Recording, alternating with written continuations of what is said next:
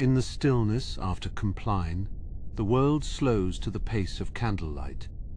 The sounds of the day have faded, leaving only the creak of old wood and the whisper of the wind. Tonight, we settle in beside the quiet work of evening in the pyramid builder's village. Let the centuries fall away. Sink gently into your pillow. The day is done, and you are safe to rest. Let your eyelids grow pleasantly heavy. This is quiet history. Now, let us begin. The sun has dipped below the western horizon, leaving a trail of violet and deep amber across the Giza plateau. Here, in the village of the builders, the air begins to lose its heavy golden heat. A soft breeze carries the scent of the river, mingling with the dry, chalky dust of the limestone quarries. It is the time of the long shadows, when the frantic rhythm of the day softens into a steady, rhythmic pulse. Down the narrow, dusty lanes of the settlement, the sounds of industry are fading into the sounds of home. You can hear the distant, rhythmic thud of a wooden mallet being set down for the final time today. The heavy copper chisels, warm from hours of contact with the stone, are gathered and counted by the overseers. There is a quiet clatter of metal on wood, a sound that signals the end of the shift for the master masons in the communal bakeries. The heat of the great ovens still radiates through the thick mud-brick walls. The smell of fresh emmer bread is thick and sweet in the evening air, a comfort to those returning from the dusty heights of the plateau. Thousands of conical bread molds are being stacked, their terracotta surfaces still glowing with the residue of the day's fire. The head baker wipes his brow with a linen cloth, watching the last of the embers pulse like a dying star. You walk past the open doorways of the workers' dwellings, where the flickering light of oil lamps begins to dance upon the walls. These homes are small, yet they are built with the same care and precision as the great monuments themselves. Inside, the floors are swept clean, and the air smells of dried fish, garlic, and the damp earth of the Nile. It is a domestic sanctuary, a place where the scale of the pyramids feels far away. A woman sits by a low hearth, her hands moving with practiced grace as she grinds grain on a stone saddle quern. The sound is a low, soothing rasp, a steady back and forth that has echoed through these valleys for 1,000 years. Beside her, a small jar of beer sits cooling in the shade, its surface reflecting the first faint light of the rising moon. The rhythm of her work is the heartbeat of the house. Outside, the village is a maze of textures, the rough grain of sun-dried brick, the smooth curve of a storage jar, the soft fray of a linen tunic. The ground beneath your feet is packed hard by the passage of thousands of sandals, a testament to the collective effort of a nation even in the dimming light. The sheer organization of this place is evident, every street and every storehouse serving a singular monumental purpose. In the distance, the great pyramid of Khufu rises like a dark mountain against the indigo sky. It is a silent giant, draped in the scaffolding of the gods, its limestone casing shimmering faintly in the twilight. From this distance, the individual blocks are invisible, and the structure appears as a solid, unmoving shadow. It is the center of the world, the point around which all life in this village revolves. Near the granaries, the scribes are finishing their tollies for the day's rations. The scratch of a reed pen on a clay ostrakon is the only sound in the small courtyard. They record the bushels of grain, the jars of beer, and the numbers of men who have labored under the sun. Their work is precise and silent, a quiet accounting of the energy required to build eternity. The water carriers are making their final rounds, their heavy ceramic jars balanced expertly on their shoulders. You can hear the rhythmic slosh of the Nile water against the clay, a cool and refreshing sound in the cooling air. They move with a slow, deliberate gait, their shadows stretching long across the temple walls. Every drop is precious, a gift from the river that sustains the desert. By the copper smithy, the forge has been dampened, but the scent of scorched charcoal and hot metal lingers in the air. The smiths are packing away their bellows and tongs, their faces streaked with soot and sweat. They speak in low, hushed tones about the quality of the latest ore from the eastern desert. Their hands are calloused and strong, the hands that shape the tools that shape the world. In a small courtyard, a group of men sit together on woven reed mats, sharing a meal of roasted onions and salted fish. They pass a large ceramic bowl of thick, dark beer between them, the liquid rich and nourishing. Their conversation is not of the great tomb, but of their families in the delta and the height of the coming flood. These are the small human moments that fill the gaps between the giant stones. The air is growing cooler now, and the first stars are beginning to pierce the velvet canopy of the night. The constellation of Sa, the great hunter, rises over the horizon, watching over the sleeping land. To the builders, these stars are not merely lights, but the very ancestors they seek to join in the afterlife. The celestial map is as familiar to them as the streets of their own village. You find yourself standing near the edge of the settlement, where the mud brick walls meet the shifting sands of the desert. The transition is sharp from the ordered world of man to the vast, untamed wilderness of the waste. The sand is cool to the touch now, its golden hue turned to a ghostly silver under the moonlight. The silence here is profound, broken only by the occasional cry of a jackal in the distance. Looking back at the village, you see the hundreds of small fires and lamps twinkling like a reflection of the sky above. It is a city of life, built to serve a city of the dead, a paradox of stone and spirit. The smoke from the cooking fires rises in thin, straight lines, disappearing into the dark. There is a sense of profound peace here, the peace of a task well done and a rest well earned. A young apprentice leans against a limestone pillar, his eyes heavy with the weight of the day's labor. He holds a small amulet of blue glaze, a protective eye of Horus, rubbing it between his thumb and forefinger. It is a small comfort, a prayer for safety in a world of falling stone and scorching sun. He sighs softly, his breath a tiny cloud in the evening air. The overseer's quarters are quiet, their grander rooms lit by more substantial oil lamps. Here the plans for the next day are laid out on sheets of papyrus, the ink dark and wet. They study the angles, the heights, and the alignment of the stars, ensuring that the king's journey to the heavens is straight and true. Their responsibility is heavy, a weight as substantial as the blocks they move.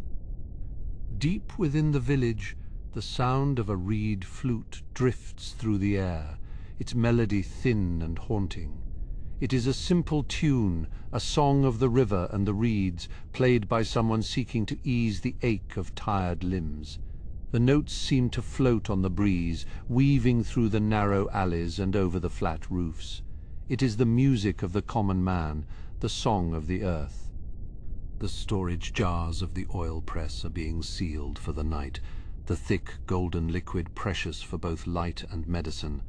The smell of pressed olives and sesame seeds is heavy and rich, a scent that speaks of the bounty of the land. The workers move with a slow, ritualistic grace, their task a vital part of the village's survival. Without the oil, the nights would be dark and the tools would rust. You pass a small shrine where a single lamp burns before a statue of Ptah, the patron of craftsmen. A small offering of bread and a few desert flowers sit at the base of the stone figure. It is a quiet moment of devotion, a recognition of the divine hand that guides the chisel and the brush. The flickering flame casts long, dancing shadows across the deity's face, making it seem almost alive. The wind picks up slightly, rattling the dried palm fronds that serve as roofing for some of the humbler dwellings. It is a dry, rasping sound, like the whisper of the desert itself. The dust of the day is being swept away, leaving the air crisp and clear.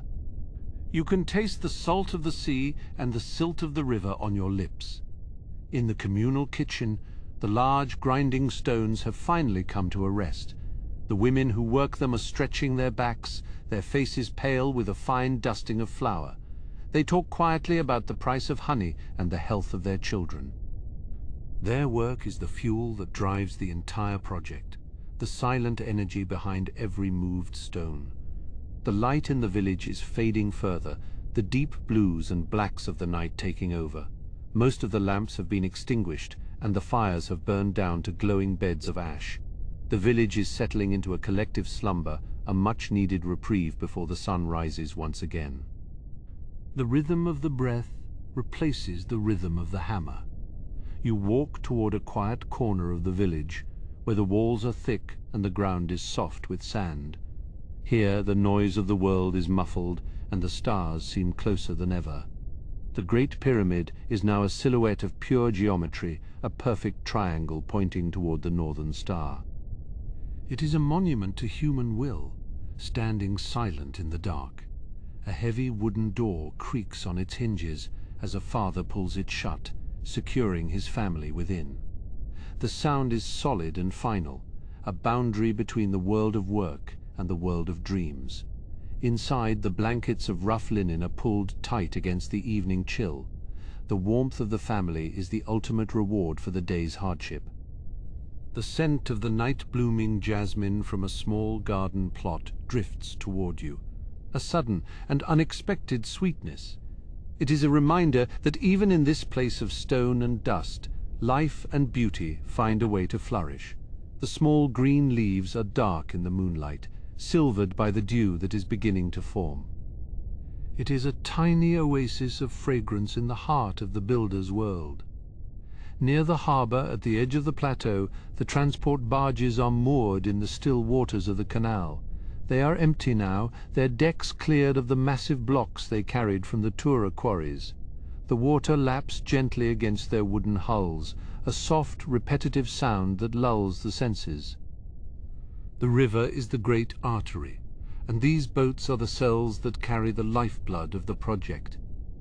The watchmen begin their rounds, their torches casting a warm orange glow on the mud-brick walls. They move in pairs, their footsteps soft on the packed earth, their eyes scanning the perimeter of the village. They are the guardians of the workers' peace, the silent sentinels of the night. Their presence is a comfort, a steady constant in the shifting shadows. You find a place to sit on a low stone bench, the limestone still holding a faint, lingering warmth from the sun. From here you can see the entire span of the settlement, a grid of life carved out of the desert. It is a place of immense purpose, where every individual is a vital part of a grand cosmic design.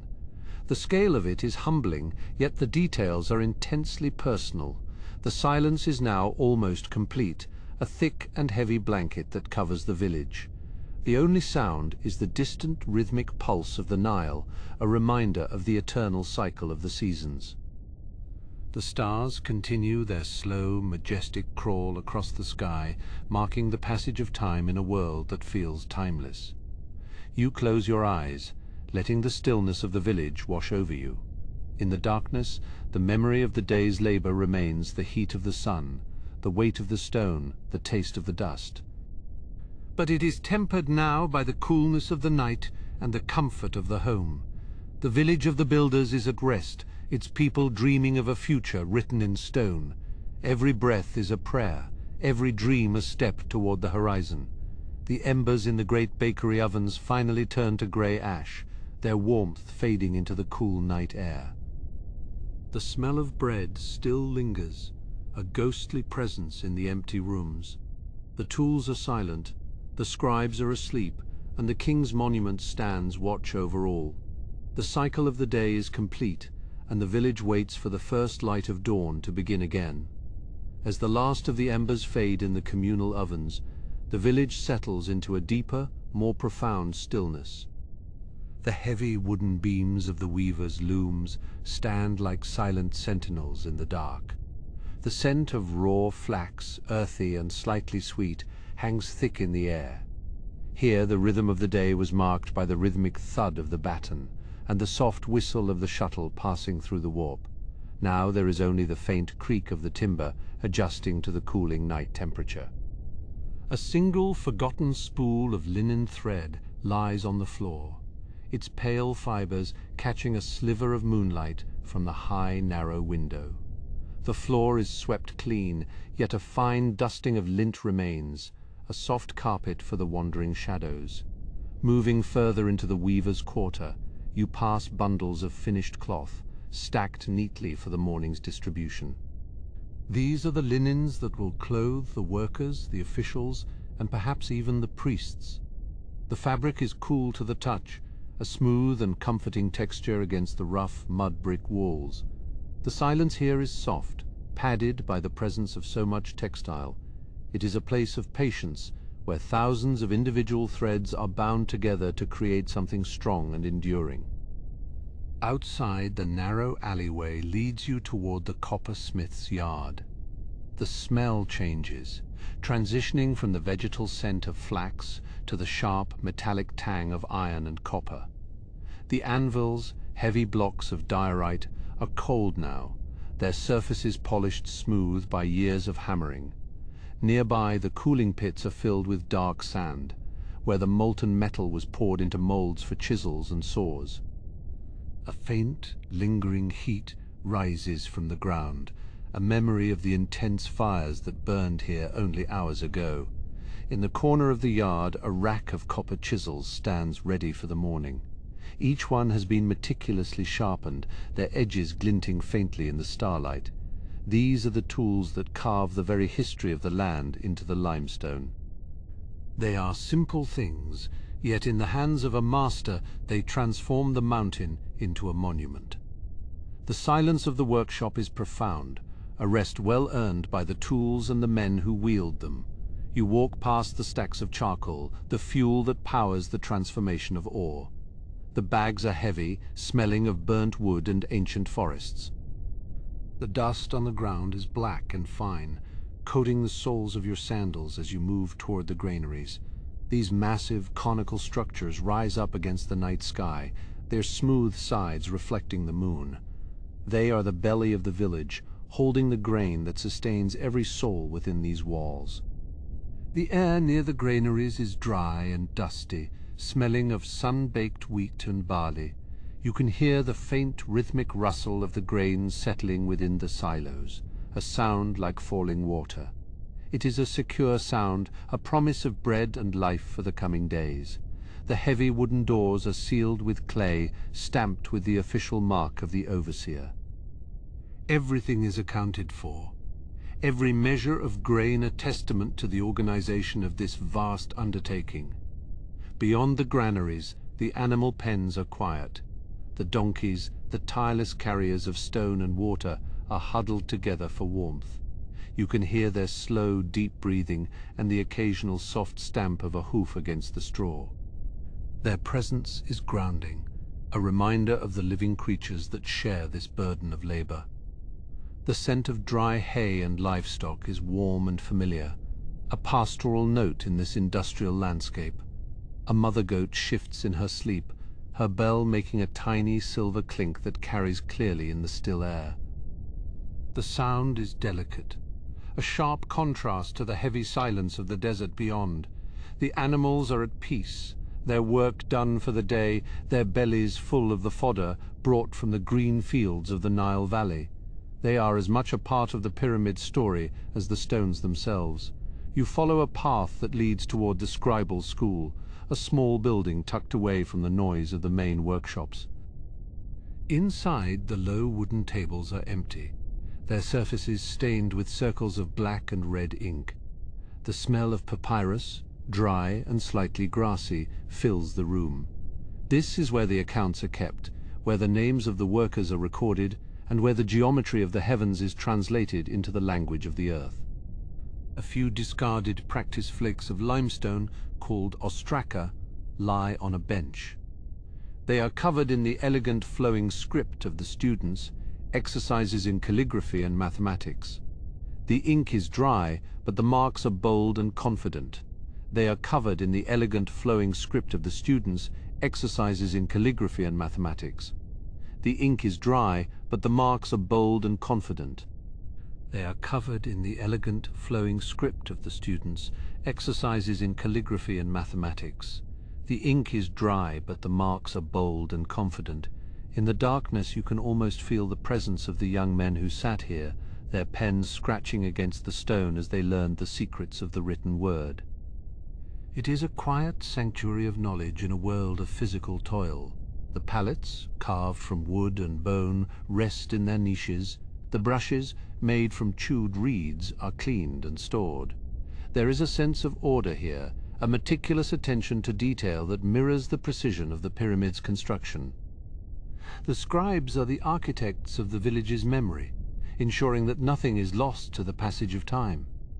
Their work is silent, but its impact is eternal. Leaving the school, you find yourself near a small, local shrine dedicated to Ptah, the patron of craftsmen. The air is thick with the scent of old incense, a heavy, resinous fragrance that clings to the stone. A few small oil lamps flicker before the statue of the god, their flames dancing in the light breeze. It is a humble space, yet it is filled with the collective prayers and hopes of the village. The flickering light casts long, trembling shadows against the wall, making the stone figures seem to breathe. You pause here for a moment, letting the stillness of the shrine wash over you. The weight of the day's labor seems to lift in this sacred space. It is a place of reflection where the workers come to offer thanks for their strength and to ask for protection.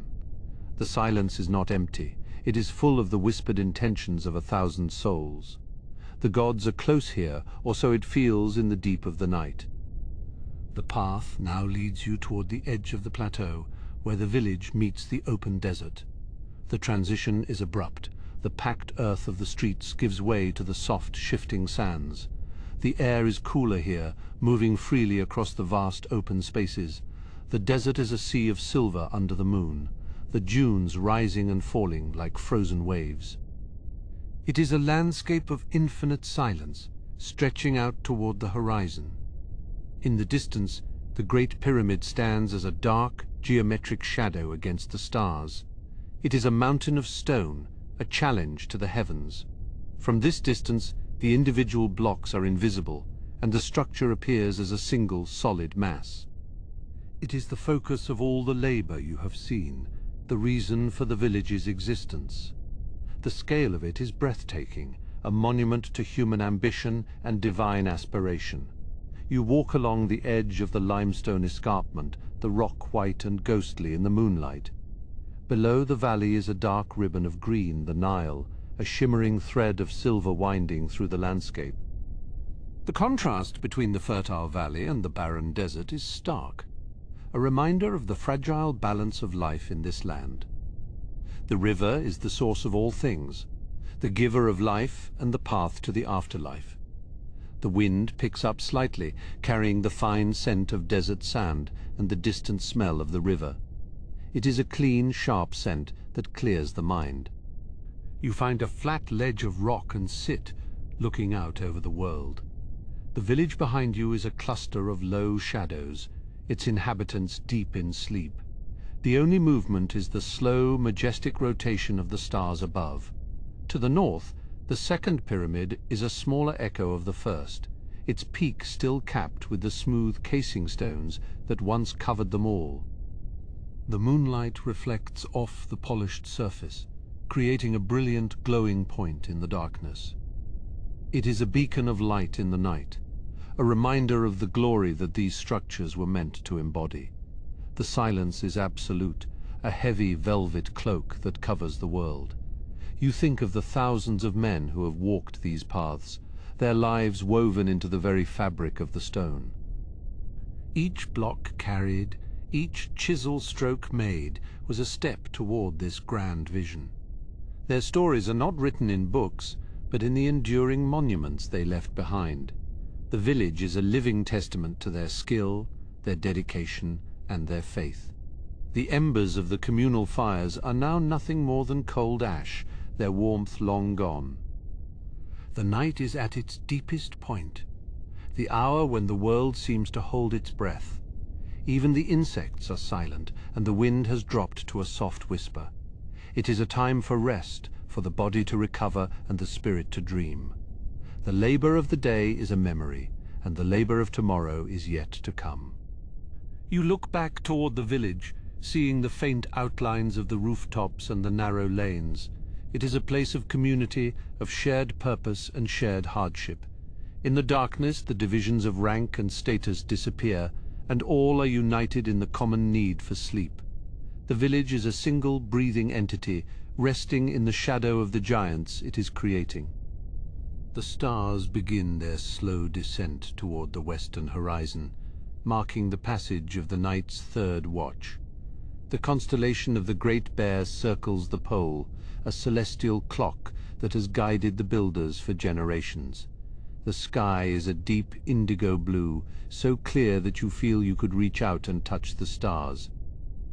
It is a moment of profound connection to the cosmos, a sense of being part of something vastly larger than oneself.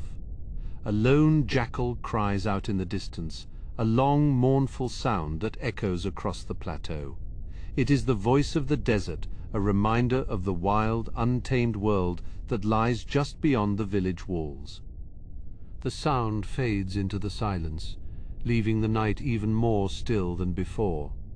You pull your linen cloak tighter against the chill, feeling the weight of the fabric and the warmth of your own breath. The great mass of the monument looms ahead, a mountain of stone carved by human hands, waiting for the moon to reach its zenith. The pyramid is not just a tomb. It is a ladder to the stars, a bridge between the earthly and the divine. In the quiet of the night, its purpose seems clearer, its presence more powerful. The stones themselves seem to hum with a low, subterranean energy, the vibration of a world in the making. You rise from your seat and begin the slow walk back toward the heart of the village. Your footsteps are silent on the sand, a ghostly presence in the moonlight. The air is incredibly still, as if the world is afraid to wake. You pass the empty workshops once more, the looms, the anvils, and the granaries, all standing in their silent vigil. They are the tools of a great work, resting until the sun calls them back to life. As you reach the center of the settlement, the silence feels even deeper, a thick and heavy blanket that covers the mud brick homes. The dreams of the builders are heavy with the weight of stone and the heat of the sun, but here in the night they find a peace that the day cannot provide. The village is a sanctuary, a place of belonging in the vastness of the desert. The great monument continues to watch over the sleeping world, its white casing stones catching the last of the moonlight. It is a sentinel of time, a witness to the passing of ages. The cycle of the day is nearly complete, and the village waits in the profound stillness of the pre-dawn hours for the first light to break over the eastern horizon. The great mass of the monument looms ahead, a mountain of stone carved by human hands, waiting for the moon to reach its zenith. The moon, now high and heavy in the sky, casts a silver sheen across the village of the workers. Here, in the quiet heart of the settlement, the air feels different, thick with the scent of cooling mud, and the faint, lingering aroma of charred wood from the evening fires. You walk slowly, your feet finding the familiar packed earth of the narrow lanes. The shadows of the houses stretch out like long, dark fingers, reaching across the paths to touch the walls of the neighbors. Every doorway is a dark rectangle of silence, a portal into the private world of those who build the King's Mountain. To your left, you pass the house of the head scribe. Even now, in the deepest part of the night, the atmosphere of his dwelling feels orderly and precise. You can almost smell the dry, grassy scent of the papyrus scrolls stored within, and the earthy tang of the black and red inks, now dry in their stone palettes. The scribe's work is a silent one, a labor of the mind and the hand that preserves the records of the grain, the stone, and the men. In the stillness, you imagine the soft, rhythmic scrape of his reed pen, a sound that has ceased for the day, but seems to echo in the very walls of his home. Further down the lane, the air carries a different note, the sharp, medicinal scent of dried herbs and resin. This is the quarter of the healers, the ones who tend to the bruised limbs and tired backs of the quarrymen. Bunches of willow leaves and celery seeds hang from the rafters, their silhouettes swaying slightly in the cooling breeze. You see a heavy stone mortar resting on a low bench, the pestle still tucked inside its bowl. It has ground many cures this day, turning minerals and plants into the balms that soothe the weary. The stone of the mortar is cool to the touch, smoothed by years of steady, rhythmic use. The village feels like a living thing that has finally found its breath. The village feels like a living thing that has finally found its breath. Living thing that has finally found its breath. The village feels like a living thing that has finally found its breath. The heat of the Egyptian sun, which beats so fiercely during the daylight hours, has been replaced by a deep, penetrating chill that radiates from the desert floor. It is a cleansing cold, one that settles the dust and stills the spirit. You turn a corner and find yourself before the residence of a high-ranking overseer. The doorframe is carved with delicate hieroglyphs, their edges softened by the moonlight.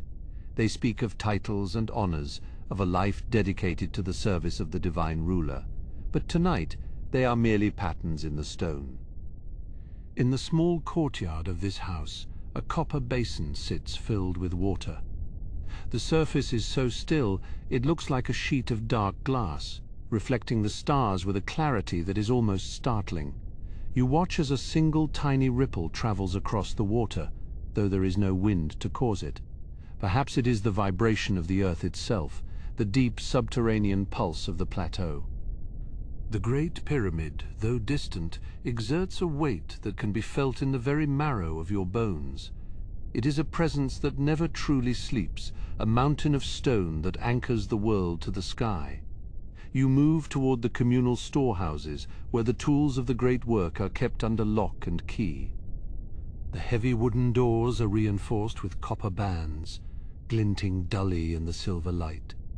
Inside, are the copper chisels, the dolerite pounders, and the wooden sleds that have moved mountains.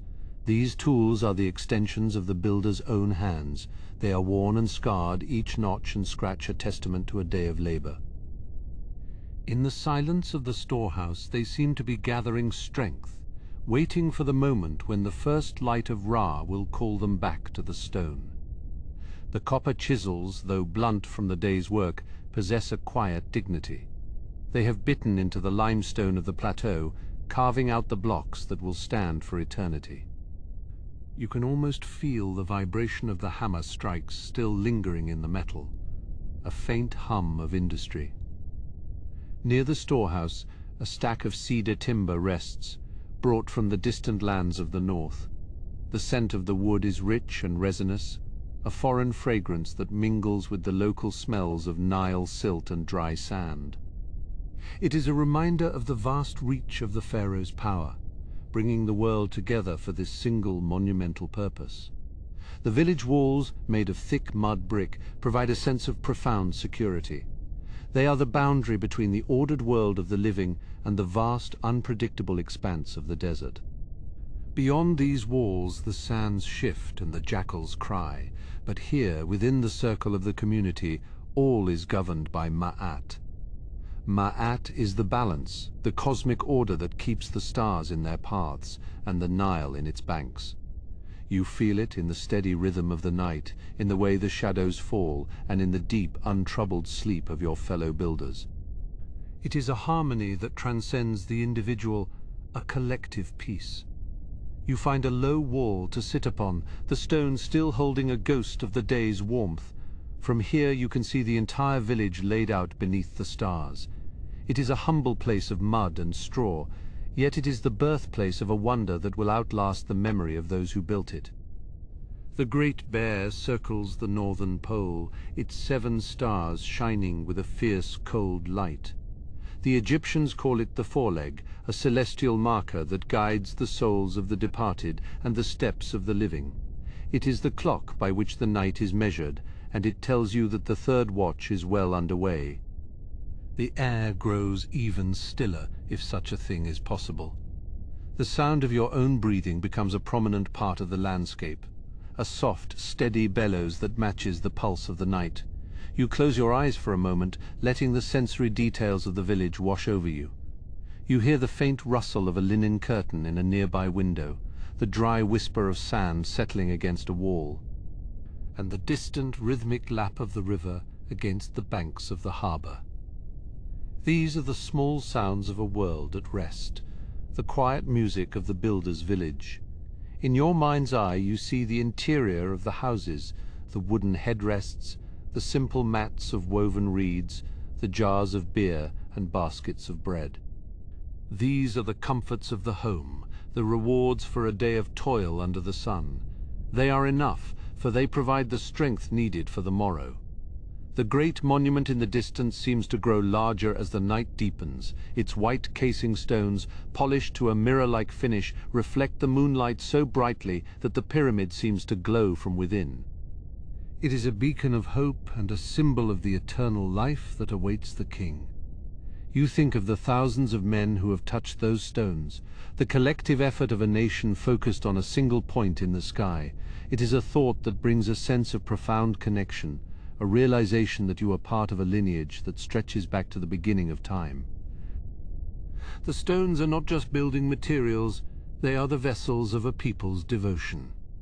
Each one has been quarried, transported, and set with a precision that defies modern understanding. In the silence of the night, the magnitude of this achievement feels both overwhelming and deeply comforting. A light breeze begins to stir, carrying with it the cool moisture of the Nile. It brushes against your skin like a silken veil, a gentle reminder of the life-giving river that makes all of this possible. The river is the blood of Egypt, and the village is its heart. You rise from the wall, your joints feeling the stiffness of the late hour. It is time to move toward the final resting place, the small chamber where your own mat awaits. The walk is short, but you take your time, savoring the last moments of the deep night's solitude. The shadows are beginning to shift, the deep blacks turning to a softer charcoal gray. The stars are not as bright as they were an hour ago, their light beginning to fade as the sky prepares for the transition. The world is in a state of grace, a moment of perfect equilibrium before the cycle begins anew. You pass the communal kitchen once more, the large clay ovens now cold and silent. They will soon be filled with the scent of fresh bread, the first sign of the village's awakening. But for now they remain as quiet as the tombs that dot the plateau, waiting for the fire to return. The silence of the deep night begins to shift, almost imperceptibly, as the stars tilt toward the west, and the first whisper of the coming dawn prepares to touch the distant peaks of the horizon. The heavy silence of the middle night settles over the quarters of the scribes, where the records of a kingdom's labor rest in quiet stacks. Here the scent of aged papyrus, dry and slightly sweet, mingles with the metallic tang of copper ink pots. A single oil lamp, its flame a mere golden bead, casts long dancing shadows across the rows of storage jars. In this small chamber the day's tallies have been completed, and the reed brushes, cleaned and dried, lie across their wooden pallets. You can almost hear the ghost of the afternoon's scratching, the rhythmic sound of pens moving over surfaces, documenting every block of limestone and every measure of grain. The records are silent now, the ink dried into permanent history, held within the cool embrace of mud-brick walls. Outside the scriptorium, the narrow alleyway is a river of shadow, the ground still radiating a faint, residual warmth from the vanished sun. Your footsteps are soft, muffled by the fine layer of silt that covers the path, a constant reminder of the desert's proximity.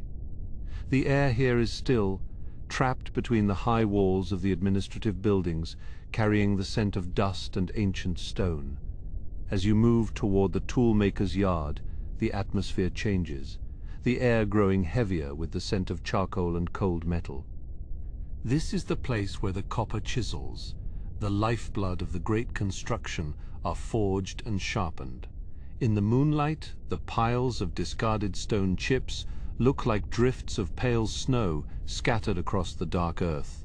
large whetstones worn smooth by the friction of thousands of blades, sit like silent sentinels in the center of the yard. There is a profound stillness here, a pause in the endless cycle of sharpening and blunting, of fire and water. The anvils are cold, their dark surfaces reflecting the glint of the stars as the village breathes in the deep quiet of the night. Near the back of the yard, a stack of freshly sharpened chisels waits in a leather basket, their edges keen and ready for the morning's first strike. Near the back of the yard, a stack of freshly sharpened chisels waits in a leather basket, their edges keen and ready for the morning's first strike. Near the back of the yard, a stack of freshly sharpened chisels waits in a leather basket, their edges keen and ready for the morning's first strike. You imagine the hands that will hold them, the calloused palms and the steady rhythm of the mallet, a symphony of labor that has echoed across this plateau for decades. For now they are just cold metal, resting in the dark, waiting for the heat of the day to return. Moving further into the village, you pass the sanctuary of the healers, where the air is thick with the fragrance of drying herbs and resin. Bundles of mint and chamomile and bitter wormwood hang from the rafters, their leaves rustling softly in the slight draught from the doorway.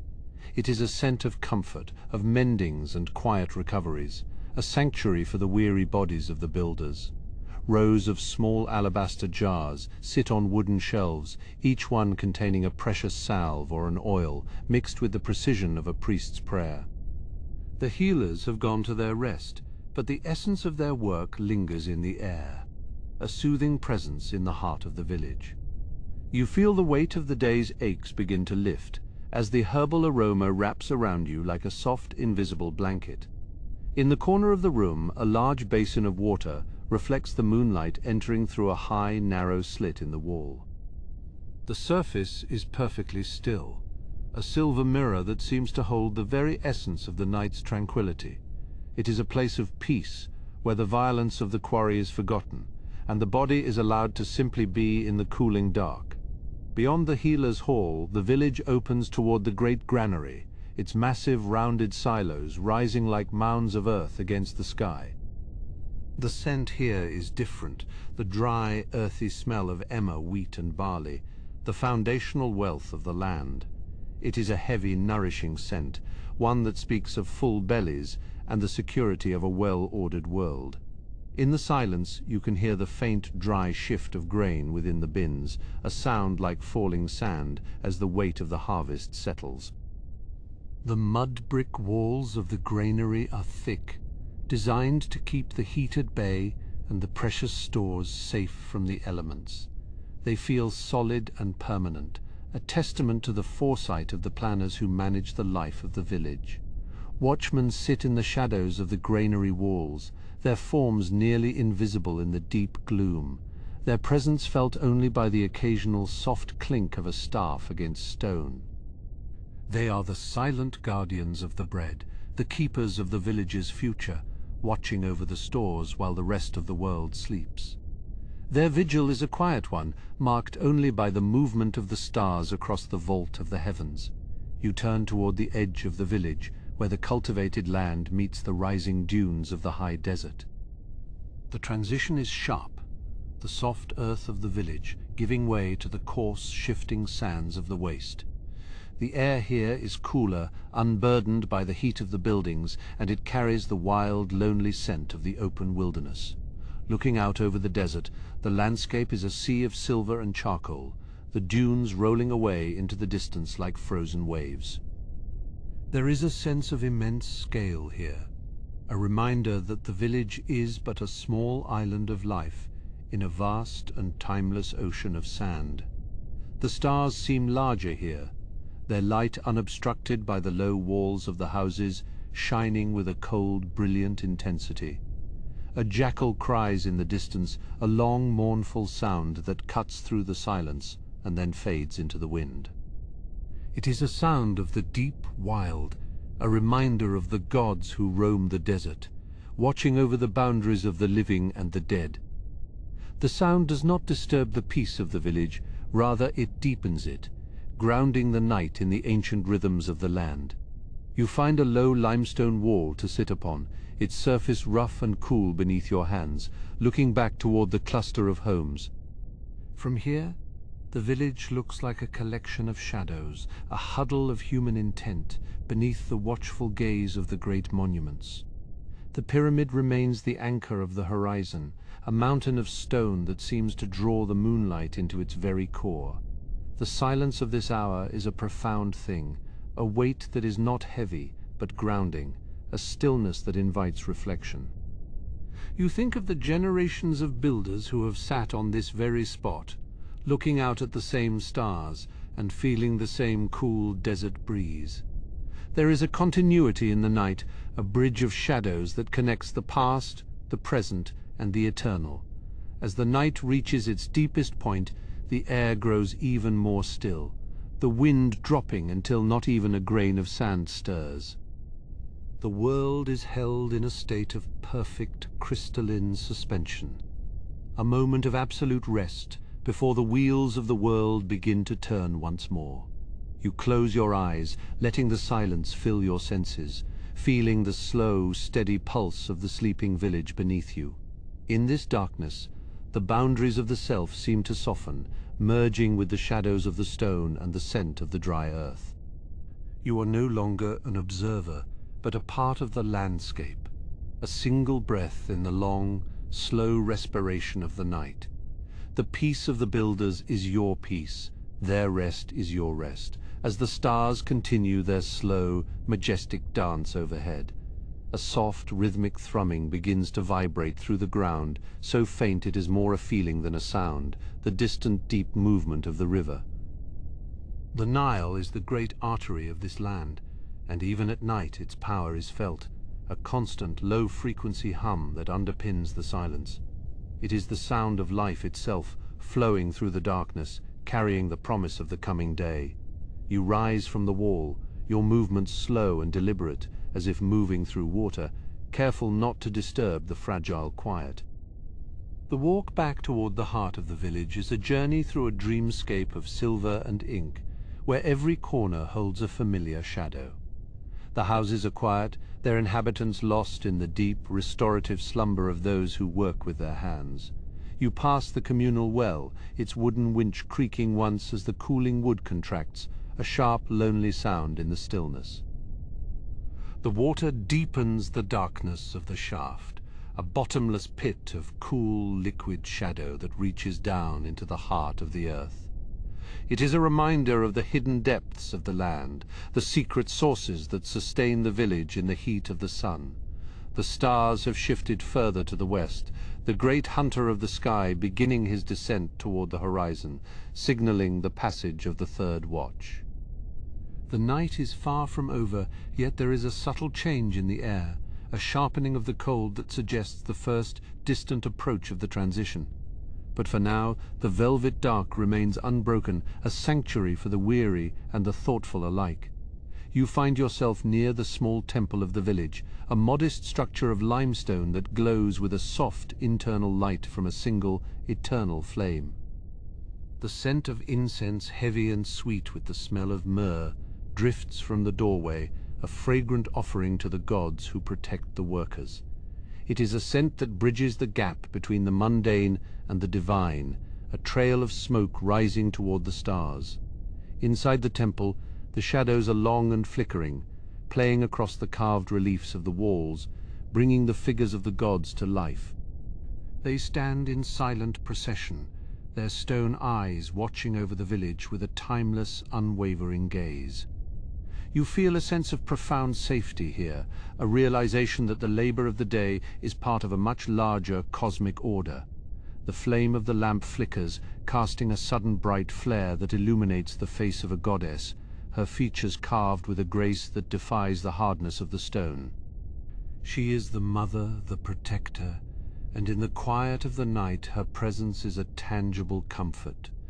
You bow your head in a silent gesture of respect, acknowledging the unseen forces that guide the hands of the builders.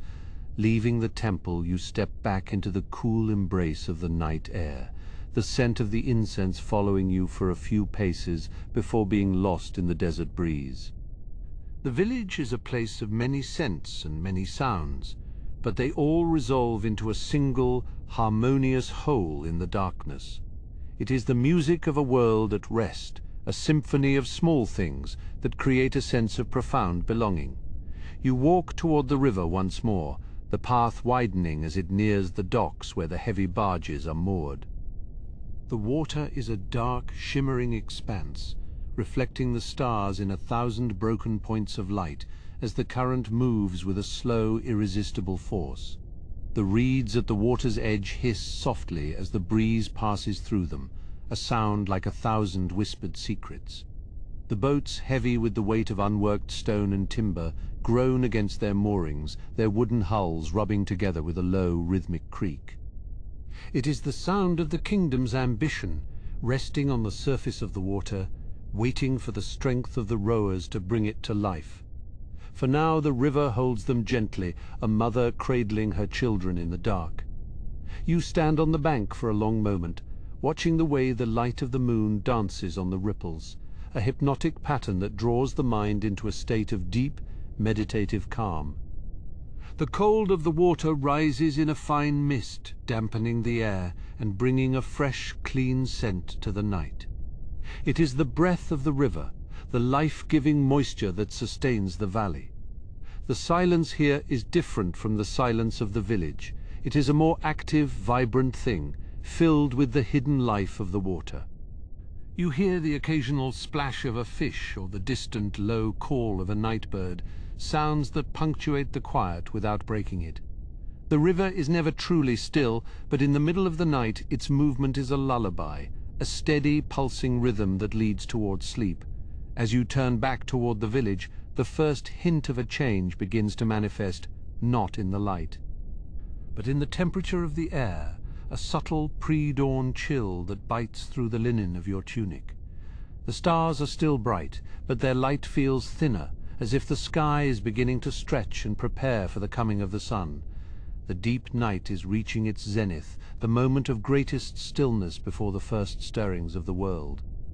You walk slowly, savoring these last moments of absolute solitude. The village a dark silhouette against the paler grey of the limestone plateau. Every stone, every mud brick wall, and every grain of sand is held in a state of grace, a moment of perfect equilibrium that will soon be broken by the return of the day.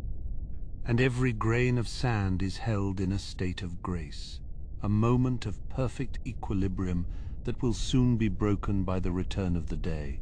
And every grain of sand is held in a state of grace, a moment of perfect equilibrium that will soon be broken by the return of the day. The darkness is at its most profound, a thick velvet curtain that holds the village in a state of suspended animation, waiting for the first touch of the sun to ignite the day. The path back from the riverbanks is narrow, winding through the outskirts where the smaller houses cluster together, their mud brick walls still radiating a faint, residual warmth from the day's heat. Your footsteps are muffled by the fine, silken dust of the track, a soft, rhythmic thud that marks the slow passage of time in this silent hour. To your left, the communal ovens stand like silent sentinels, their rounded tops pale against the dark sky. Earlier they were the center of a frantic, joyous energy, the air thick with the smell of rising dough and the crackle of burning brushwood. Now they are quiet, the fires within reduced to a deep, slumbering orange, a hidden glow that only reveals itself when a stray breeze stirs the cooling ash. You pause for a moment, letting the stillness of the bakery area settle over you. There is a lingering scent here, a mixture of toasted barley, dry earth, and the sharp, clean smell of wood smoke. It is a scent that speaks of home, of nourishment, and of the steady, unchanging cycles of life in the valley. Home, of nourishment, and of the steady, unchanging cycles of life in the valley. It is a scent that speaks of home, of nourishment, and of the steady, unchanging cycles of life in the valley. The large ceramic jars that held the water for the dough are stacked neatly against the wall, their surfaces cool to the touch, damp with the evening's condensation. You can almost feel the weight of the labor that happened here, a collective effort to feed the thousands who toil on the great project above. But now that labor is a memory, tucked away under the blanket of the night.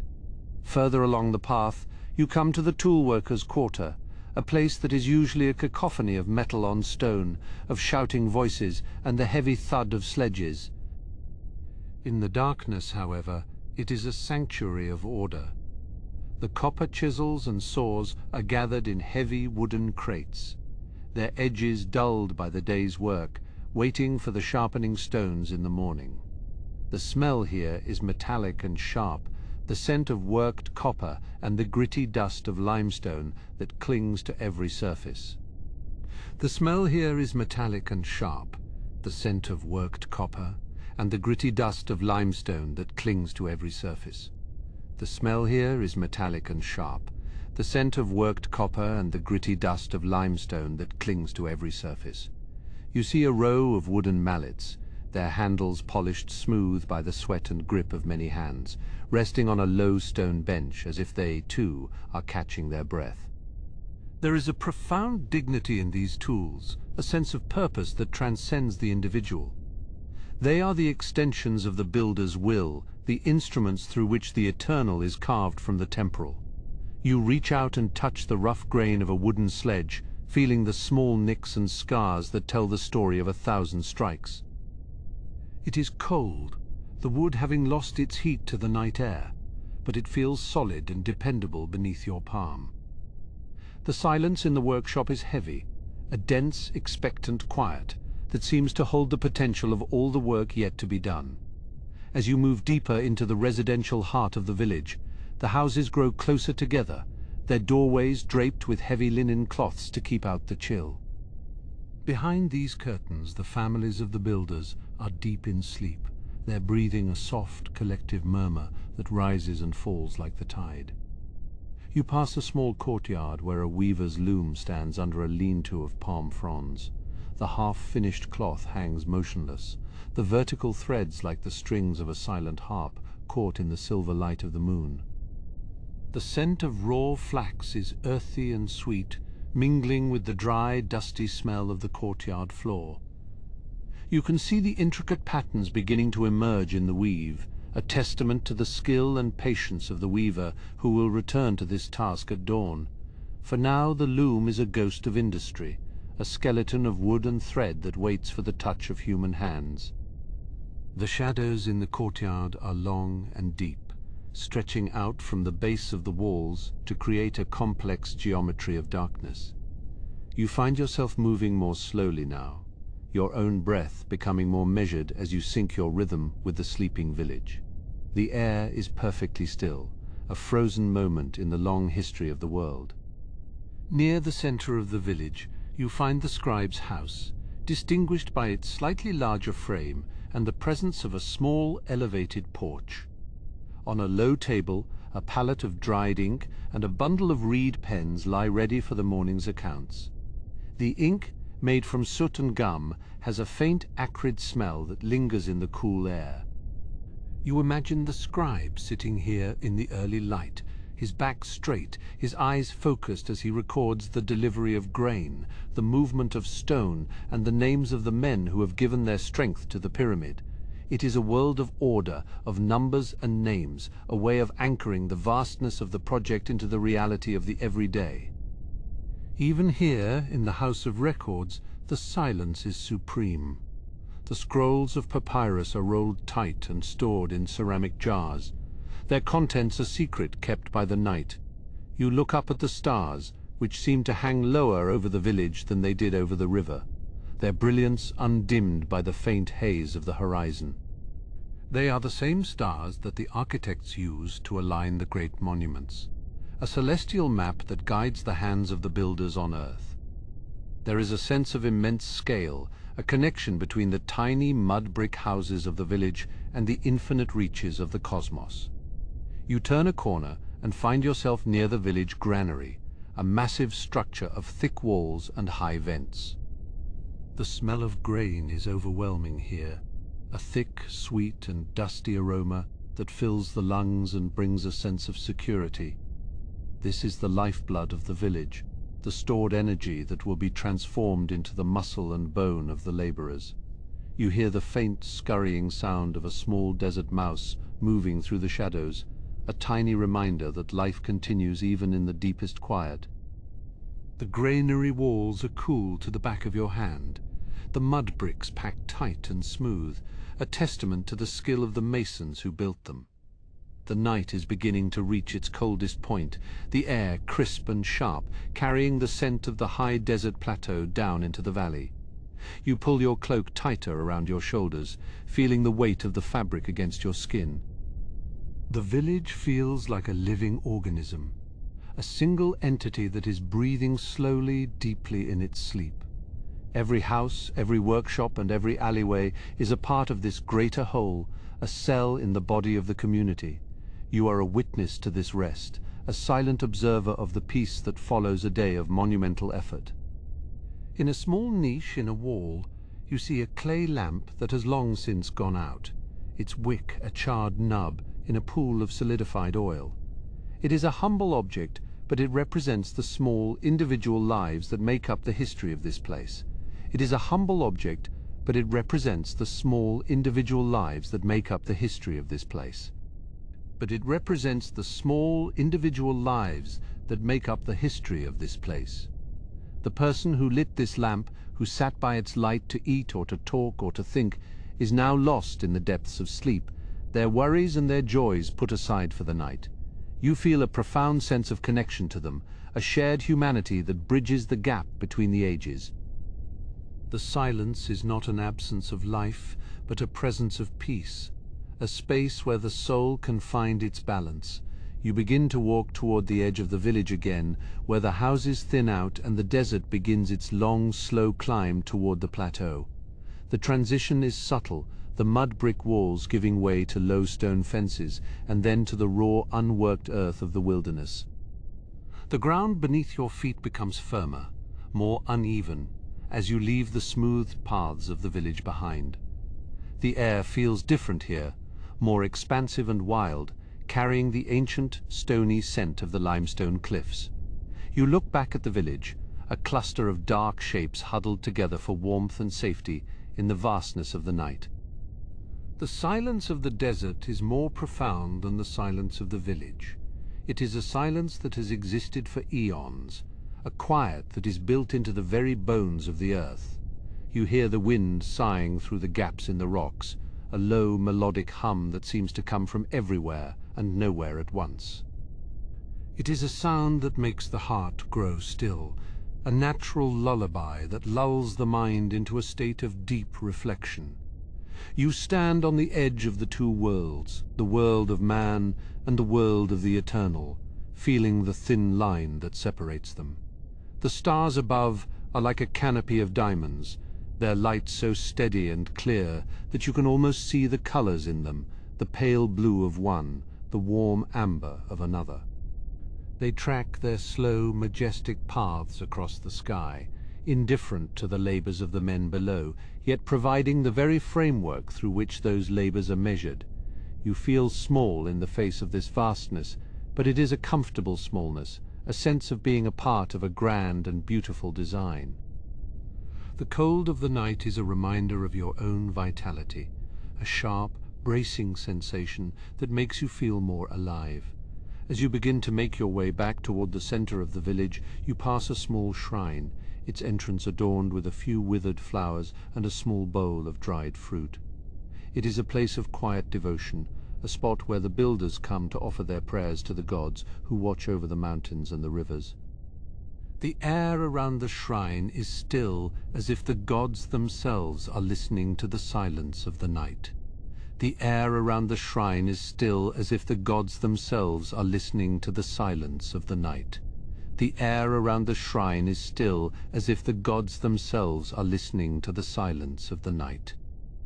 You bow your head for a moment, a gesture of respect for the faith that sustains this people, for the belief that their work has a meaning that will last forever.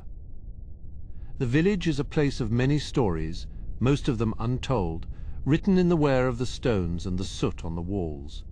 Each night these stories are gathered up and held in the quiet, waiting for the next day to add another chapter. You walk through the streets like a ghost, a shadow among shadows, your presence a part of the night's long, slow breath. The deep night is a time of healing, a time when the body and the spirit are renewed for the challenges to come. You feel this renewal in yourself, a sense of calm and clarity that spreads through your limbs like a warm glow. The first hint of a change in the air is almost imperceptible, a slight softening of the darkness in the far east, a feeling that the night has reached its limit and is beginning to yield. It is not yet light, but the quality of the silence has changed, becoming more expectant, more vibrant. The world is preparing to wake, to begin the cycle once more, but for now, the peace remains unbroken.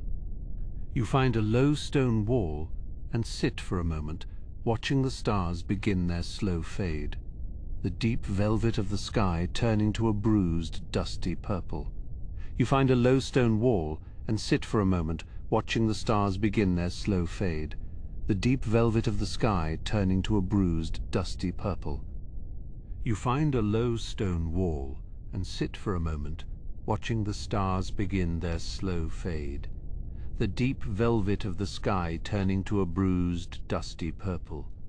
The village remains wrapped in its slumber, a city of dreams built at the foot of the eternal monuments, as the cool breath of the desert whispers through the empty streets.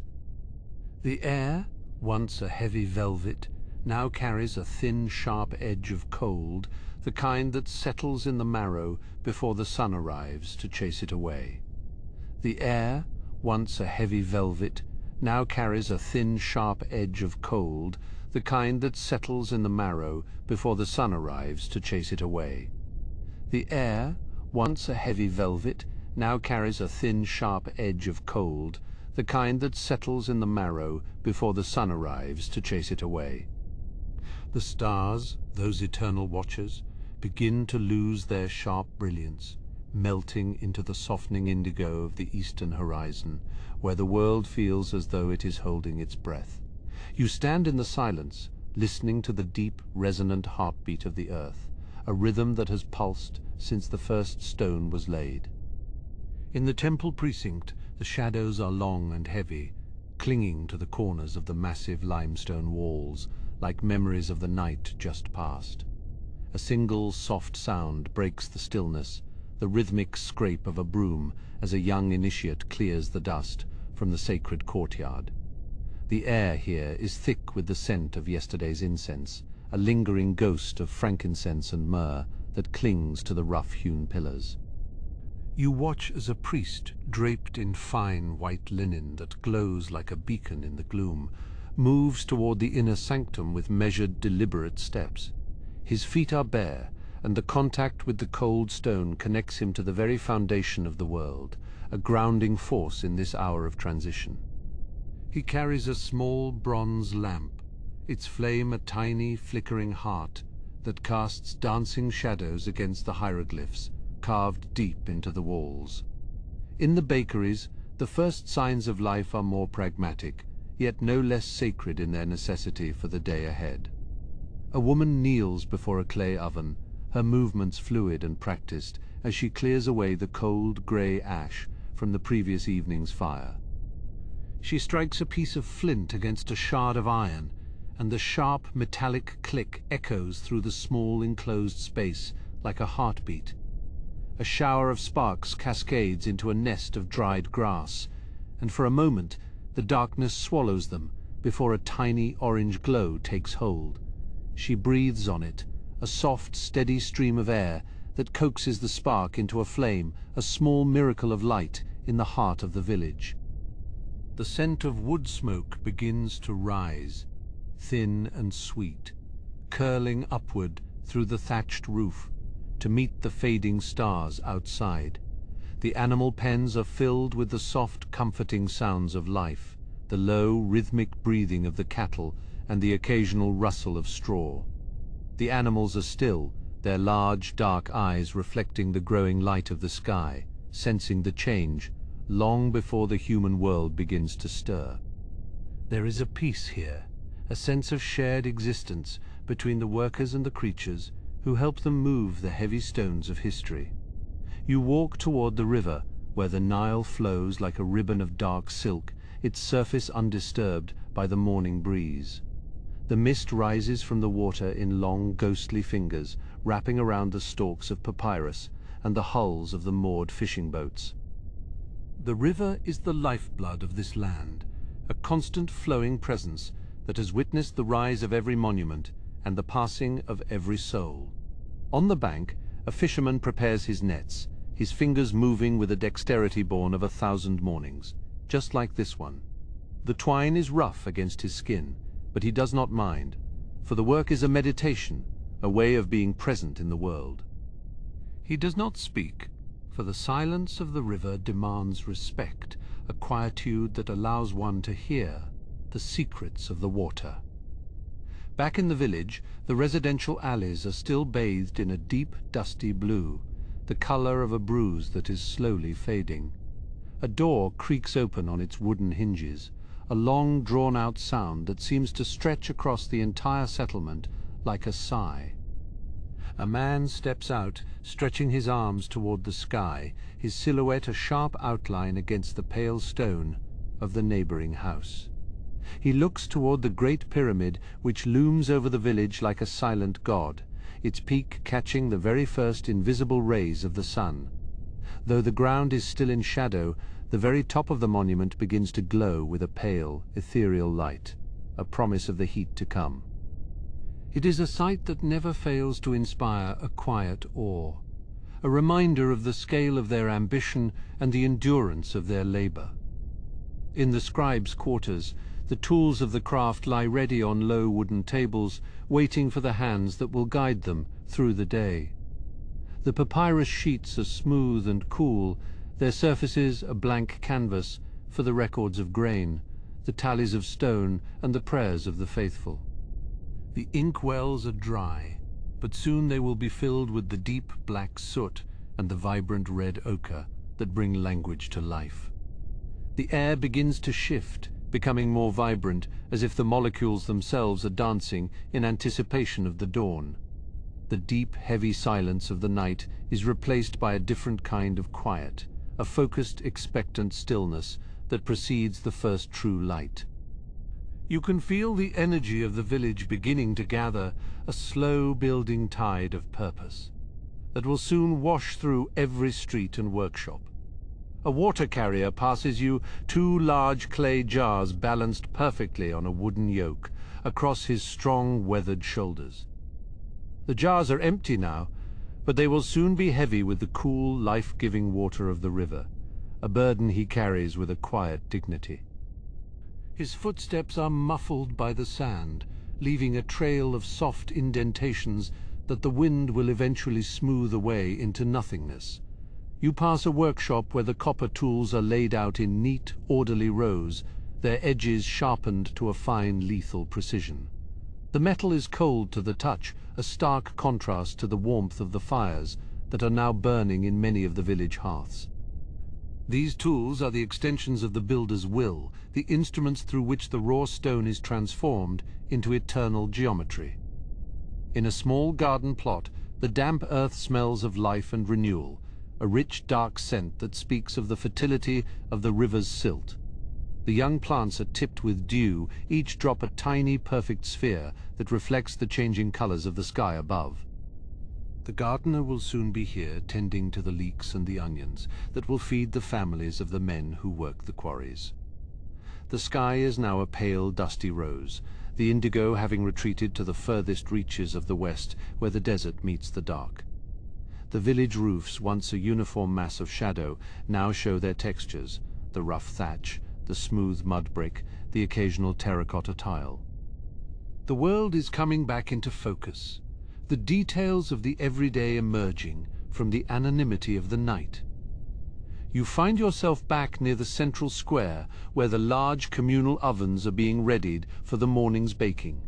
The smell of fresh bread, yeasty and warm, begins to mingle with the wood smoke, a scent that defines the very essence of home and sustenance. It is a smell that transcends time, a bridge between this ancient village and every kitchen that has ever existed in the long history of man. A single bird calls out from the top of a nearby palm tree, a clear, piercing note that rings through the air like a silver bell. It is answered by another, and then another, until the silence is woven through with the music of the morning. The birds are the true heralds of the day, their songs a celebration of the light that is finally inevitably returning to the land. You feel a sense of profound peace, a realization that even in this place of monumental labor there is room for the quietest of moments. The transition from night to day is a sacred dance, a reminder that every beginning is born in the stillness and the dark. As the first true ray of sunlight touches the horizon, you prepare to see the village transformed once more by the golden clarity of the Egyptian sun. The horizon line is no longer a void, but a sharp, defined edge, where the world of gods meets the world of men. The violet hues are deepening into a warm gold, bleeding through the fabric of the night like oil on parchment. You can hear the distant, muffled sound of a stone being struck, the very first blow of the day's labor, echoing from the quarry across the sands. This single sound is the signal that the long rest is over, and the village begins to hum with the low-frequency energy of awakening. In the small courtyards, shadows move behind linen curtains as families gather for their first meal, sharing the bread that was baked in the quiet hours. The warmth of the fire is now matched by the warmth of human connection, the soft murmur of voices rising like the morning mist. You walk past a stone carver's bench, where a half-finished statue sits in the gloom, its features waiting to be liberated from the block. The dust of yesterday's work still coats the surface, a fine white powder that looks like frost in the pre-dawn light. Soon the chisel will find its mark again, and the stone will begin to speak the name of the king for whom it was carved. The village well is a place of gathering, and the first few women have arrived, their jars clinking softly together as they wait. Their conversation is low and melodic, a gentle exchange of news and dreams before the heat of the day makes such leisure impossible. The water comes up cool and clear, a dark mirror reflecting the brightening sky, as it is poured into the waiting vessels. You find a spot on a high ridge, overlooking the entire settlement, and watch as the light spills across the valley like a slow-moving tide. The mud-brick houses, once huddled together in the dark, now stand proud and distinct, their walls reflecting the warmth of the sun. The village is a living thing, a complex organism of stone and spirit that breathes with the rhythm of the seasons and the stars. The Great Pyramid is now fully illuminated at its peak, a golden capstone that seems to float above the world, unmoored from the earth. The light travels downward, revealing the precision of the joints and the massive scale of the blocks, each one a testament to human will. It is the center of their universe, the point around which all their lives revolve, a ladder to the heavens, built of desert stone. You notice the small details now, the way the sand has drifted against the walls, the patterns of the weaving on a discarded basket, the smoothness of a well-worn path. These are the marks of 1,000 lives, the tiny everyday signatures of the people who built the wonders of the world.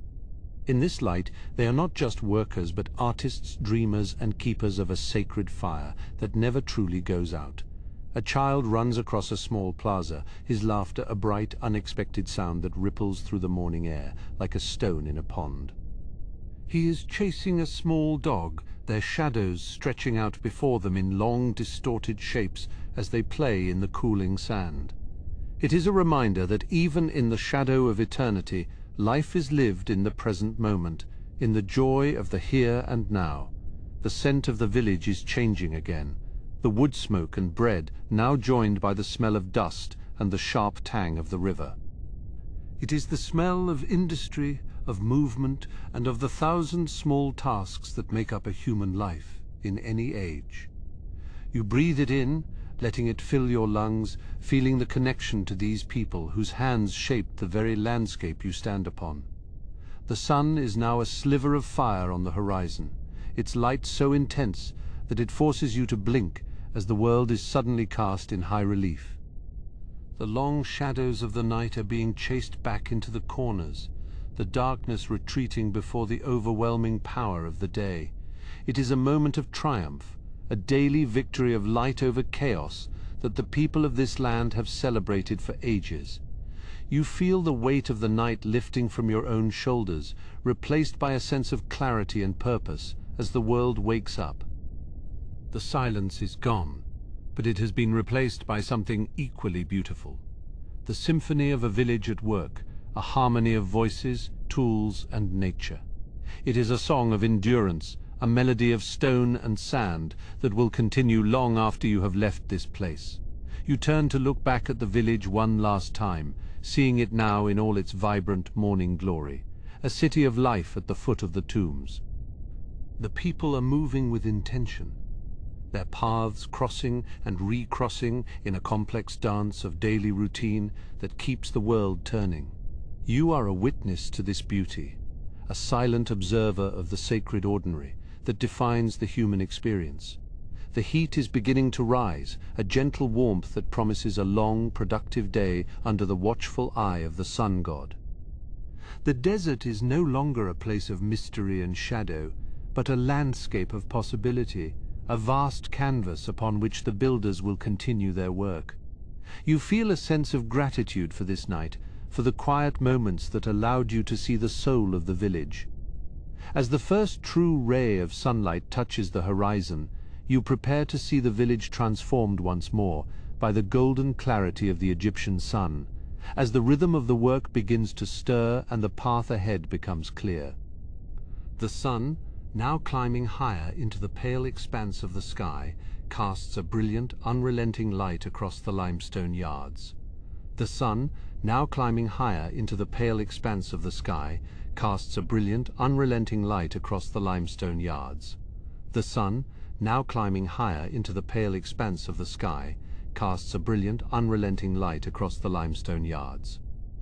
Here the sound of the copper chisels is a constant rhythmic pulse, a metallic ringing that echoes against the canyon walls like the heartbeat of the earth itself. You watch as a master stonemason, his skin darkened and toughened by years of such labor, runs a calloused hand over the surface of a massive block. He is looking for flaws, for the tiny fissures that might compromise the integrity of the stone. His eyes narrowed against the glare. Fine white dust, as soft as flour, rises in small clouds with every strike, coating the sandals of the workers in a ghostly layer of grit. The air is dry, smelling of heated mineral and the faint metallic tang of the copper tools being sharpened nearby. There is a profound focus in the yard, a shared concentration that binds these men together in a common purpose. Each blow is deliberate, each movement measured as they coax the form of a monument from the stubborn heart of the rock. Further along the dusty path, the administrative heart of the village begins to stir with its own quiet industry. Under a broad canopy of woven linen, a scribe sits cross-legged on the cool ground, his back straight and his eyes fixed on the papyrus scroll across his knees. He dips a slender reed brush into a palette of black ink, his hand moving with a fluid, practiced grace. He is recording the morning's grain rations, the numbers flowing from his brush in neat, elegant rows of hieratic script. The sound of the reed scratching against the papyrus is a dry, rhythmic whisper, a small sound that somehow carries through the larger noise of the village. Beside him, a small stack of finished scrolls is weighted down by a smooth, polished river stone, protecting the records from the gentle breeze. There is a sense of order here, a meticulous accounting of the lifeblood of the village that ensures every worker is fed and every tool is tracked. You notice the way the light filters through the linen overhead, creating a soft, dappled pattern of shadow across his workspace. Near the edge of the village, the water carriers are returning from the river, their wooden yokes creaking under the weight of heavy ceramic jars. The water sloshes gently inside, a cool, rhythmic sound that provides a brief auditory respite from the heat. They move with a steady, swinging gait, their muscles rippling under skin that glows with a light sheen of sweat. The path they walk is well worn, the sand packed hard by the passage of thousands of feet over the years. One woman pauses to adjust the strap of her yoke, her breath coming in slow, even cycles as she looks toward the rising structure of the pyramid. One woman pauses to adjust the strap of her yoke, her breath coming in slow, even cycles as she looks toward the rising structure of the pyramid. One woman pauses to adjust the strap of her yoke, her breath coming in slow, even cycles as she looks toward the rising structure of the pyramid. From this distance, the monument seems to touch the very heavens, its white casing stones catching the morning light with a brilliance that is almost difficult to look upon. It is a reminder of the scale of their work, a mountain of human effort rising from the flat floor of the desert. She takes a final, steadying breath and continues her journey toward the communal kitchens. In the shade of the granary, the grain is being measured out for the midday baking, the golden kernels pouring into baskets with a sound like falling rain. The air here is thick with the sweet earthy scent of dried barley and emmer, a smell that promises the comfort of bread. A group of women are already at work, their heavy stone grinders sliding back and forth with a low, grinding rumble. They work in pairs, their movements synchronized as they crush the grain into a fine, pale meal. Their voices are low, a soft murmur of conversation that blends with the sound of the stones, a gentle hum of community and shared labor. They speak of small things, of children, of the coming festival, of the quality of the new harvest. It is a domestic symphony, a quiet counterpoint to the grander music of the stone yards. You can see the fine powder of the flour settling in the creases of their hands, a mark of their essential work in the daily life of the village. Beyond the kitchens, the potters are at their wheels, their hands slick with wet, grey clay that glistens in the low light of their workshops. The wheel spins with a soft, whirring sound, a blur of motion that seems to defy the stillness of the morning. With a gentle pressure of his thumbs, the potter coaxes a lump of earth into a tall, elegant jar, the walls rising as if by magic. He works with a quiet intensity, his eyes focused on the evolving shape, his mind in tune with the rhythm of the spinning clay. Nearby, a row of finished vessels sits in the shade, waiting for the heat of the kiln to transform them into durable stoneware. The kiln itself is a low, domed structure of mud brick, its opening glowing with the soft orange light of a dying fire. From the previous night's firing, the scent of wood smoke and baked earth lingers in the air, a warm, comforting aroma that speaks of transformation and utility. You watch as the potter carefully sets the new jar aside, his movements slow and reverent. In the cooler corners of the village, the weavers are at their looms, the wooden frames standing tall against the mud brick walls. The shuttles fly back and forth with a rhythmic clicking, weaving the fine linen threads into long, supple sheets of cloth. The thread is as white as the limestone in the yards, a testament to the skill of the spinners who prepared it. The room is quiet, save for the sound of the looms and the soft breathing of the women at work. They move with a precision that is born of long practice, their fingers dancing among the vertical threads of the warp. The cloth they produce is light and breathable, essential for life under the Egyptian sun, yet strong enough to endure the rigors of the construction site. There is a meditative quality to their work, a repetitive motion that seems to draw the mind into a state of calm. You linger in the doorway, watching the pattern emerge, thread by thread, in the soft morning light. As the morning progresses, the heat begins to radiate from the ground, a gentle, pulsing warmth that fills the spaces between the houses. The village is a maze of narrow alleys and small courtyards, each one a private world of activity and rest. You pass a small shrine where a single oil lamp flickers in the shadows, its flame a tiny golden point of light in the dim interior. The scent of frankincense and myrrh hangs heavy here, a sacred perfume that links the mundane world of the village to the divine realm of the gods. An old man sits on a low bench outside the shrine, his hands busy with a piece of cedar wood, carving a small protective amulet. He works slowly, his knife paring away thin shavings of wood that fall to the ground like golden curls. His face is a map of a long life, etched with lines of wisdom and labor, yet his eyes are clear and focused on his task. He does not look up as you pass, his entire being absorbed in the act of creation, a silent prayer in wood. Down by the canal that feeds the village, the air is slightly cooler, the moisture from the water tempering the dry heat of the desert. Tall reeds sway gently in the breeze, their feathered tops whispering against one another in a soft, dry rustle.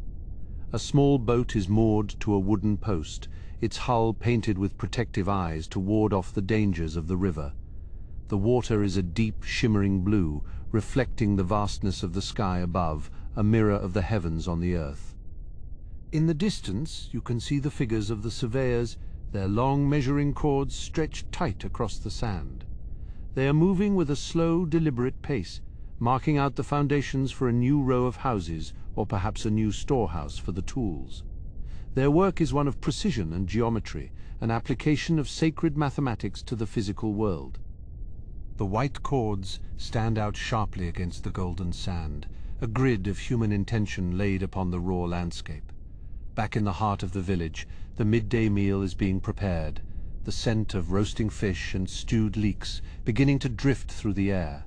It is a savory, mouth-watering aroma that signals a pause in the morning's labor, a time for the community to gather and replenish their strength. The large communal pots bubble softly over low fires, the steam rising in thin white plumes that vanish into the bright air. There is a sense of anticipation, a quiet excitement that ripples through the village as the sun reaches its zenith. Children begin to gather near the kitchens, their voices a soft, melodic chatter as they wait for their portions. They are given small cakes of bread and handfuls of sweet dates, which they eat with relish, their faces lit with simple joy. It is a moment of domestic peace, a brief interval of rest in the long cycle of the day. You watch as a mother brushes the dust from her son's hair, her gesture full of a timeless, universal tenderness that transcends the millennia. The Great Pyramid, ever present on the horizon, casts a shorter shadow now, its massive bulk a silent witness to the life of the village. It is more than just a tomb. It is the center of their world, the reason for their existence in this place.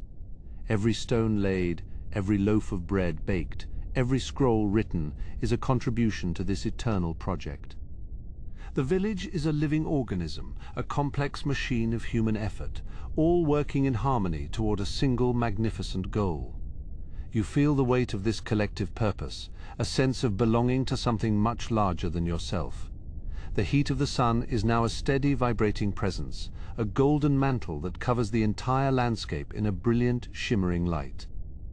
The sounds of the village, the chisels, the looms, the voices begin to merge into a single, continuous hum, the song of a civilization at its peak.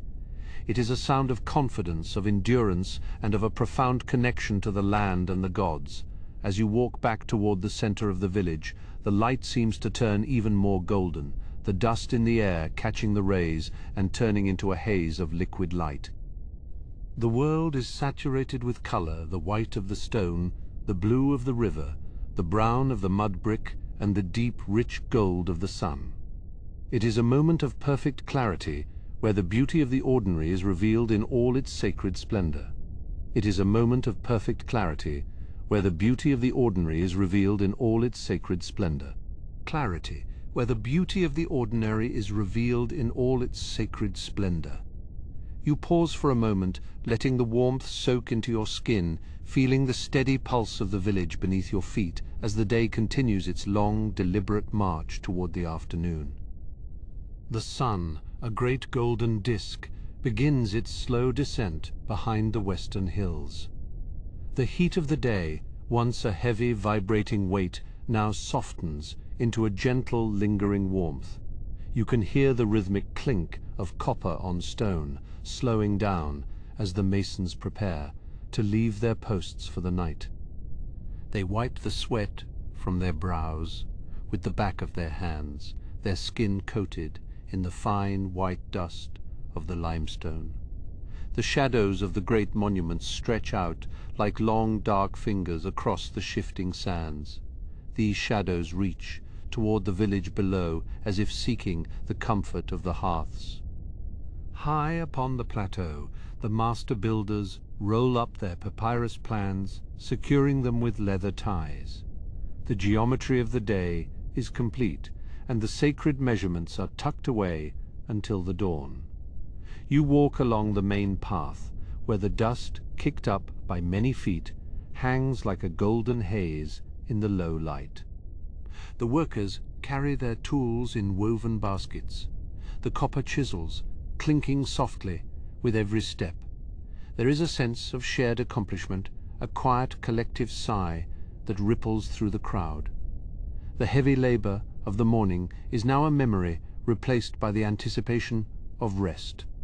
As you enter the village, the air changes, becoming thick with the sense of the evening meal. You smell the earthy aroma of boiling lentils and the sharp, sweet tang of roasting onions. In every doorway, a small clay lamp is lit, its linen wick flickering with a soft orange glow.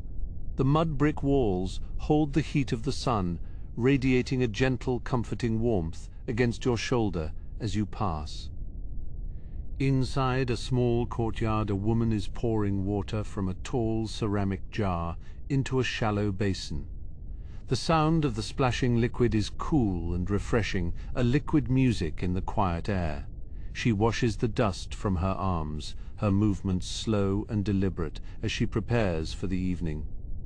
Nearby, a small fire crackles in a clay stove, the embers glowing like fallen stars. In the communal kitchen, the great ovens are being raked out, the last loaves of bread cooling on straw mats.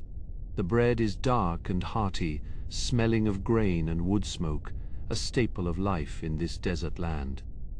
You see a young boy sitting on a low stool, carefully peeling a dried date, his fingers sticky with the sweet dark fruit. He looks up and smiles, a moment of simple human connection in the fading light. Further down the street, the scribe's house is quiet, the shutters partially closed against the cooling breeze. Inside, the scribe cleans his palette, washing the dried ink from the small circular wells. He places his brushes, made of bruised reeds, into a wooden case, his work for the pharaoh finished for another day. The silence here is profound, a space for thought and reflection amidst the bustle of the village. Outside, the sky is turning, a deep, bruised purple. The first few stars beginning to blink into existence. The Egyptians call them the imperishable ones, the silent watchers of the night sky. The Great Pyramid, now a dark silhouette against the horizon, seems to grow in the twilight. Its polished casing stones catch the very last of the sun's rays, shimmering like a ghost of the day's brilliance. You find a quiet spot near the village well and sit upon a smooth stone bench. The ground beneath you is still warm, a reminder of the sun's power, even in its absence. The sounds of the village are changing, the sharp clatter of work replaced by the soft murmur of voices and the occasional bark of a distant dog. It is a peaceful domestic symphony, the sound of a community settling into sleep. An old man walks past, leaning on a staff of polished acacia wood. He nods to you, his face etched with the lines of many seasons spent under the desert sun. He carries with him the scent of dried herbs and old linen, a fragrance of time and endurance. You watch him as he disappears into the shadows of a narrow alleyway, his footsteps light upon the sand. In the distance, the Nile is a silver ribbon, reflecting the pale light of the rising moon. The river is the lifeblood of this land, the source of all growth and all wealth. You can almost feel its steady, rhythmic pulse, a deep, watery heartbeat that sustains the village and the great works upon the plateau. The reeds along the bank rustle in the wind, a dry whispering sound that carries across the fields. Back in the village, the fires are being banked for the night, the bright flames dying down into a deep pulsing red. Families gather on the flat roofs of their houses, seeking the cool night air.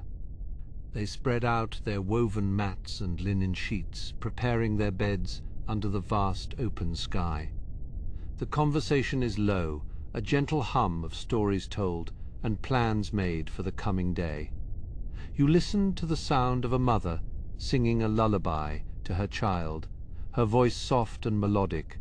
It is a song that has been sung for generations, a timeless melody of comfort and protection. The words are ancient, but the feeling is universal, a tether that binds the present to the distant past.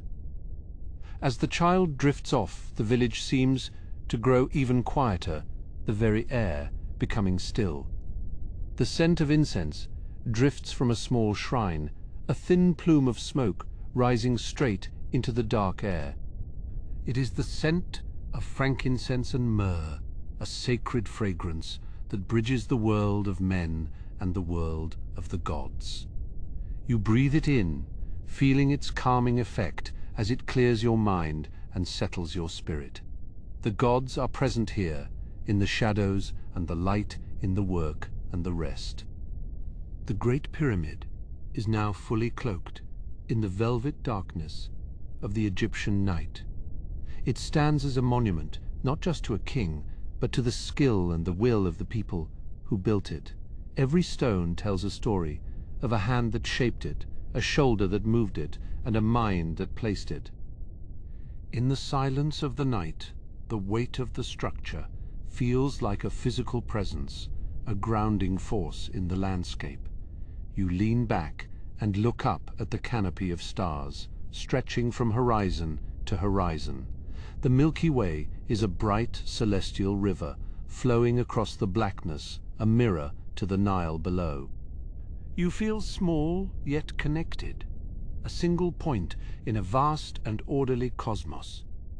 The geometry of the heavens is as precise as the geometry of the stone, and you find comfort in this celestial harmony. A light breeze stirs the dust at your feet, carrying the faint metallic tang of the desert. It is a clean, dry scent, the smell of the ancient earth and the eternal wind. You close your eyes for a moment, letting the sounds and the smells wash over you.